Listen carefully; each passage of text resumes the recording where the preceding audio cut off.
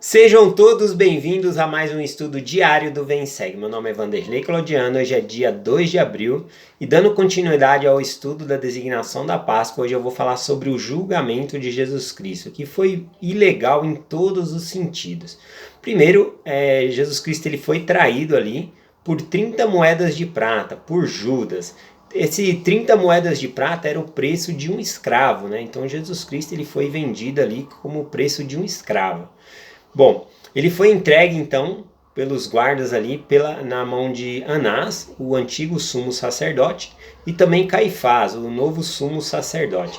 E ambos condenaram a Jesus Cristo ali à morte, tá bom? E foi um julgamento completamente ilegal, às pressas, na madrugada, o que era incorreto fazer ali, tá bom? Não existia julgamento na madrugada.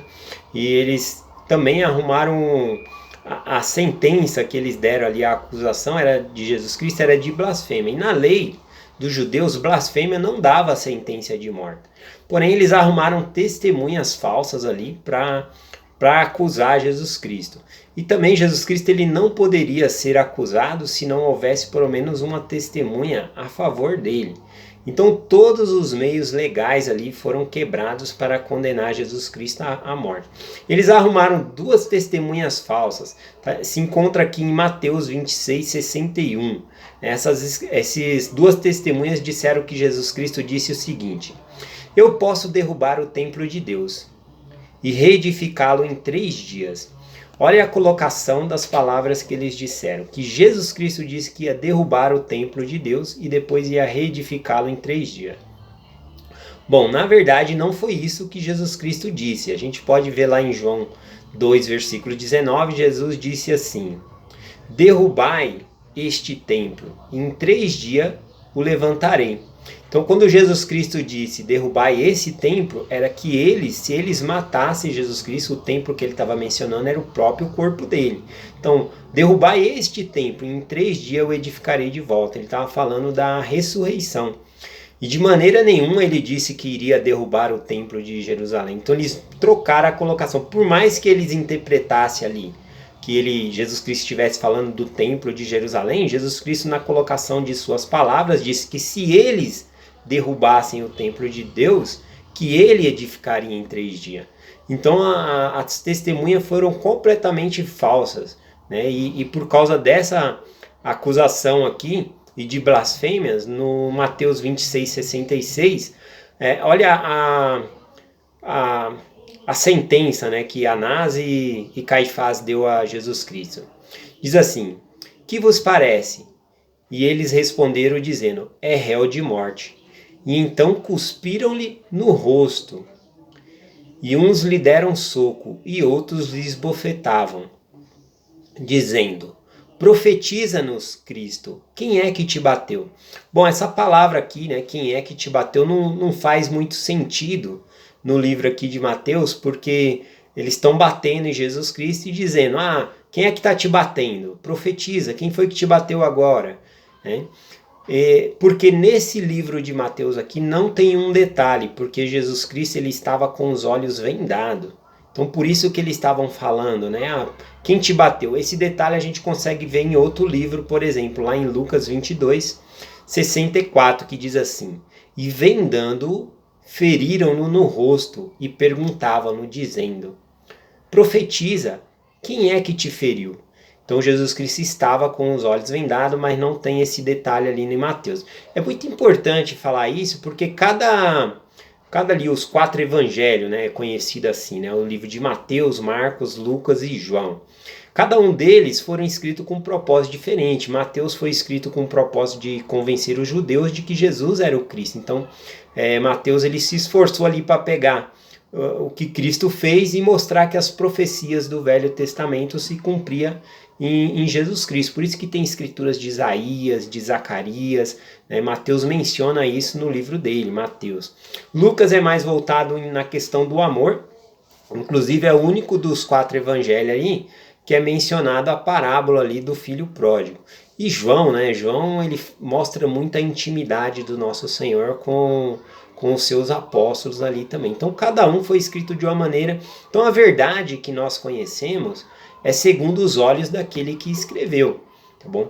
E a verdade melhor que nós podemos conhecer é por meio do Espírito Santo. Então, ao ler aí esses livros, buscar entendimento do Senhor para que o que seja revelado a nós seja por meio do Espírito Santo e não somente pelos olhos do que a pessoa viu, né? Então, nós podemos descobrir muitas coisas a respeito disso.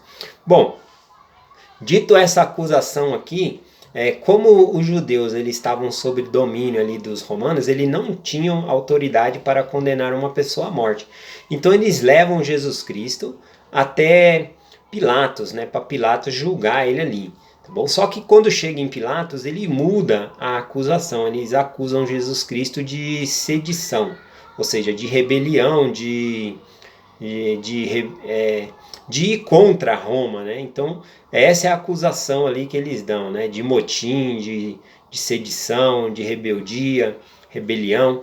Eles mudam a acusação para que Pilatos possa julgar, porque Roma, ele não se intrometia nas leis religiosas, né? Eles tinham liberdade religiosa. Se ele soubesse que era de blasfêmia, ele falava, não tenho nada a ver com isso, vocês que têm que julgar. Então eles mudam a acusação ali perante Pilatos para que Jesus Cristo seja condenado à morte. Porém, Pilatos não acha culpa nenhuma em Jesus Cristo. Então, como Pilatos descobre ali que Jesus Cristo ele é da Galileia, então ele manda ali para Herodes, né, julgar, porque quem cuidava da Judéia era Pilatos. E quem cuidava da Galileia era Herodes, né, a comando de César, lógico. A única função que esses governadores tinham era coletar impostos e manter a ordem. Bom, e perante Herodes, Herodes foi a única pessoa ali, né, que Jesus Cristo esteve com ele face a face, e Herodes não ouviu a voz de Jesus Cristo. Jesus Cristo entrou calado e saiu calado. Ele nunca ouviu a voz de Jesus Cristo. Bom, então tem esse detalhe também. Então Herodes bateu tudo ali e enviou de novo para Pilatos continuar julgando ali. Outra coisa bem interessante eu vou ler agora aqui, ó, Mateus 27, 18 e 19, tá bom? A respeito de Pilatos sobre esse julgamento. E Pilatos diz assim, porque sabia que por inveja os havia entregado. E estando ele assentado no seu tribunal, mandou sua mulher dizer-lhe, não entres na questão deste justo, porque em um sonho muito sofri por causa dele. Então é interessante que a acusação, né, de sedição que fizeram a Jesus Cristo, de rebelião, motim, não colou. Então Pilatos sabia que era uma acusação falsa, e desde aquele momento ele queria libertar Jesus Cristo. Ele falou, não tem culpa nenhuma nesse homem, né? Porém, ele ficou muito mais perturbado ainda quando a esposa dele mandou esse recado, ó, não entra na questão desse justo, porque eu muito sofri com ele por causa de um sonho que eu tive. Isso mostra que pessoas, né, que não são da igreja ou até mesmo que não conhecem o evangelho podem receber revelação, porque eles eram de uma fé que não tinha nada a ver com o evangelho de Jesus Cristo. E mesmo assim, por meio do Espírito do Senhor, essa mulher ela teve um sonho e soube que Jesus Cristo era justo e avisou o seu marido para não entrar na questão desse justo. Então Pilatos ali num ato de desespero, né, para livrar Jesus Cristo, mandou chicotear, mandou bater nele, né, para ver se acalmava o ânimo ali dos judeus. E aí, como era a época da Páscoa e era costume dele soltar um preso, né, na época da Páscoa, ele escolheu um preso bem ruim mesmo. Ele escolheu Barrabás. Barrabás ele era realmente acusado de sedição e ele era culpado de motim, sedição, de rebelião. E inclusive em uma dessas rebeliões ele havia matado um homem. Então ele era assassino também. E se Barrabás ele fosse julgado antes de Jesus Cristo, ele seria sentenciado à morte, né? Porém a pressão ali, né, foi que fizesse logo o julgamento de Jesus Cristo. E então Jesus Cristo, Pilatos não achou culpa alguma nele. Então ele fez desse jeito, né? Ele escolheu Barrabás ali e colocou diante do povo para ver se eles escolhiam soltar Jesus Cristo ou Barrabás, tá bom? Então na intenção de que castigou Jesus Cristo para que o povo tivesse visto, ele já sofreu, já pagou pelos atos dele, aí queria soltar. Mas não foi isso que aconteceu. Tá aqui em Mateus 27, do 21 em diante, disse assim: E respondendo, o governador disse-lhe: Qual desses dois quereis vós que eu vos solte? E eles disseram: Barrabás. E disse-lhe Pilatos: Que farei então de Jesus chamado o Cristo? E disseram todos: Seja crucificado. E o governador, porém, disse: Pois que mal fez ele? E eles clamavam ainda mais, dizendo: Seja crucificado, seja crucificado. E então Pilatos, vendo que nada conseguia, ante o tumulto crescia, pegando água, lavou as mãos diante da multidão, dizendo: Estou inocente do sangue deste justo. Isso é convosco. E respondendo todo o povo, essa é a parte bem triste, né? Porque o povo clama o sangue de Jesus Cristo sobre si. Né? Eles disseram assim: E respondendo todo o povo disse: O seu sangue seja sobre nós e sobre nossos filhos. E então soltou-lhes Barrabás, e tendo mandado açoitar Jesus, entregou-o para ser crucificado. Então, só um detalhe aqui, que apesar desse ato de Pilatos ter lavado a mão dizendo, eu não tenho nada a ver com o sangue desse justo, isso é com vocês, nunca as mãos de Pilatos esteve tão sujas como nesse momento, porque ele sabia o que era certo, ele sabia que Jesus Cristo era justo. Como Jesus Cristo disse, ele seria crucificado de qualquer maneira.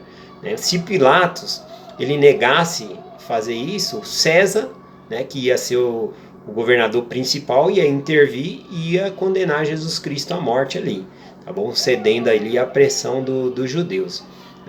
Mas não precisava ter sido também pela mão de Pilatos. Por que Pilatos cedeu a esse povo? Está escrito em João 19:12, olha a conversa aqui do povo judeu com ele. Desde então Pilatos procurava soltá-lo, mas os judeus clamavam dizendo: Se solta este, não é amigo de César. Qualquer que se fez rei fala contra César. Ou seja, se ele não condenasse Jesus Cristo, eles levariam a questão perante César e acusaria Pilatos de não ter mandado crucificar Jesus Cristo. Então, por pressão, medo de perder esse poder, ele condena Jesus Cristo ali então à morte. As palavras saíram dele, embora ele tenha lavado a mão ali. Então, para terminar a mensagem hoje, eu só queria nos colocar no lugar de Barrabás, tá bom? Barrabás, esse ladrão, esse homem injusto, pecador, esse nome em aramaico significa filho do Pai, tá bom? E Jesus Cristo, ele era o Filho de Deus, o unigênito do Pai. Então, dessa maneira, nós devemos nos colocar na posição de Barrabás, porque Jesus Cristo, ele era justo e não tinha pecado, ele era inocente. E ele foi crucificado. E por ele ter sido crucificado, o Barrabás ele foi solto, porque tinha uma escolha ali para se fazer. E nós, se colocando aí na condição de Barrabás, de filho do Pai, nós somos filho do Pai, nós temos os nossos pecados e nossas falhas. E nós estávamos condenados à destruição, tá bom? À morte física e à morte espiritual. E ao invés de recebermos essa sentença, Jesus Cristo ele foi condenado em nosso lugar, nos livrando então da morte física e da morte espiritual. Então, nós devemos nos colocar no lugar de Barrabás. Bom, então, realmente ver nós como Jesus Cristo sendo crucificado em favor das nossas faltas e de nossos pecados. Bom, então isso é algo para nós refletirmos. É essa mensagem que eu compartilho com vocês hoje, em nome de Jesus Cristo. Amém. Até amanhã.